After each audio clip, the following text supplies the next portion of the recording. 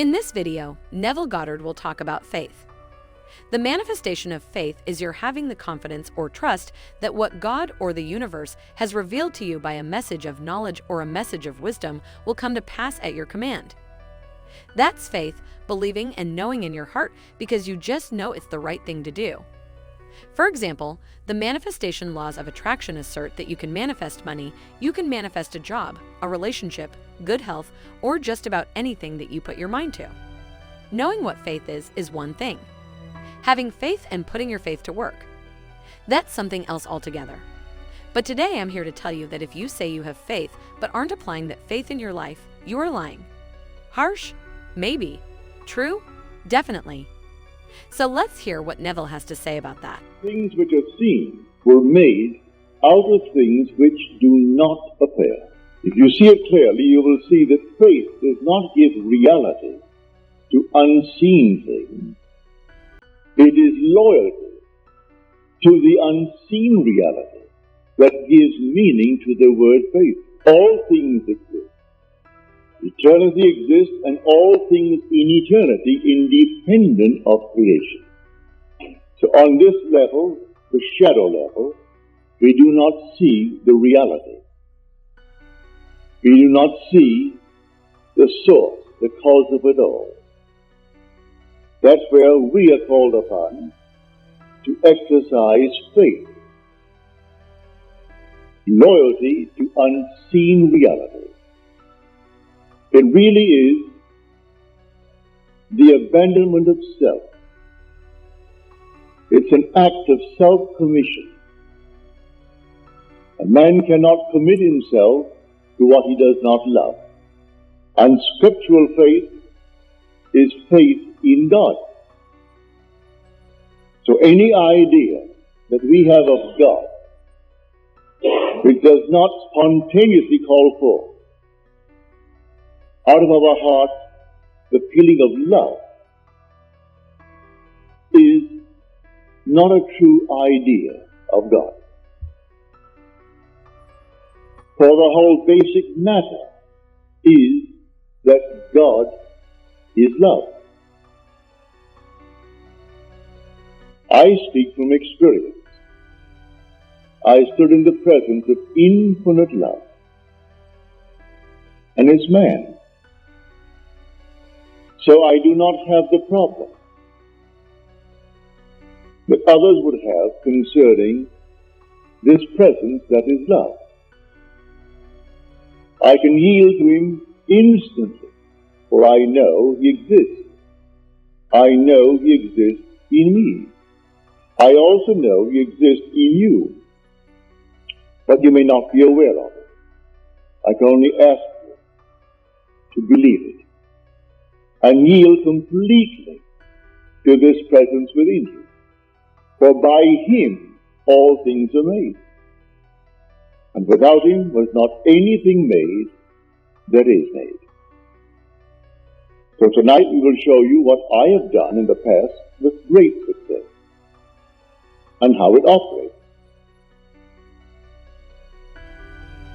Now, if I wanted something in this world, and who doesn't, I would formulate an act which would imply that I have it. And then in my imagination, I would simply, having performed that act, I would yield completely to this being within me to execute it. I would fall off into sleep, convinced that he heard me, that he saw my act in faith. For we are told in this same 11th chapter that I quoted when I first started, the 11th chapter of the Epistle to the Hebrews, that we must come to God believing that God exists. For unless we believe that he exists, we cannot please him. So who would draw near to God must believe that he exists. Without faith, it is impossible to please him. And so, if I took the 13th chapter of Corinthians, Paul's wonderful hymn in praise of love, and paraphrase it. Though I speak in tongues of men and angels, and though I had the power of prophecy, that I understood all mystery and all knowledge, and though I gave all that I had, gave it away, though I gave my body to be burned, and had not faith, I cannot please him. I cannot please him without faith. If I am not on the surface level of my being, I am not going to do it.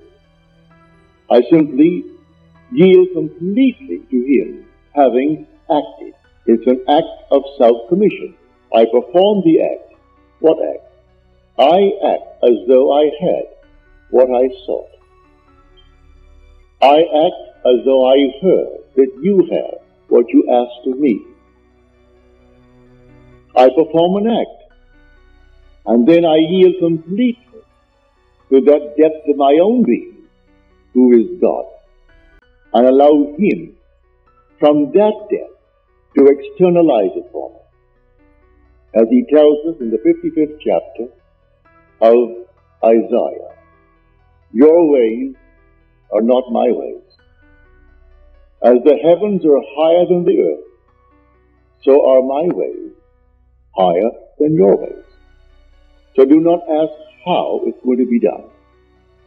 All I have to do is to completely yield to this being within me, for he has ways and means I, on this level of my being, know not of. I rise then under compulsion. And under this compulsion I go through a series of events which will lead up to the fulfillment of that to which I yielded. I assume that it's done.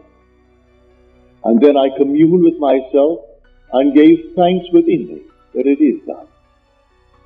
And it works in every way, even in the most marvelous things like this, for instance. My friend, he's here tonight. He didn't think he could make it tonight. But I got his letter this week. He said, last week, having heard you over the years, and having received a hunger from your interpretation of Scripture, for we are told in Scripture, in the book of Amos, I will send a famine upon the world. It will not be a hunger for bread, or a thirst for water, but for the hearing of the word of God. When that hunger comes upon you, not a thing in this world can satisfy you, but an experience of God. Now he said, I am a stockbroker, and things have been very, very slow since the bottom of 1970. The market has risen, but people with money will not come into it because undoubtedly they were burned prior to this. Yet the market is really healthy today. It's growing and growing and growing. Yet, I must confess, things have been slow. I have a wife. I have a daughter who is a minor. I have obligations to life. And yet, in spite of the fact I should really think of these things first, the hunger for an experience of God supersedes all other hunger.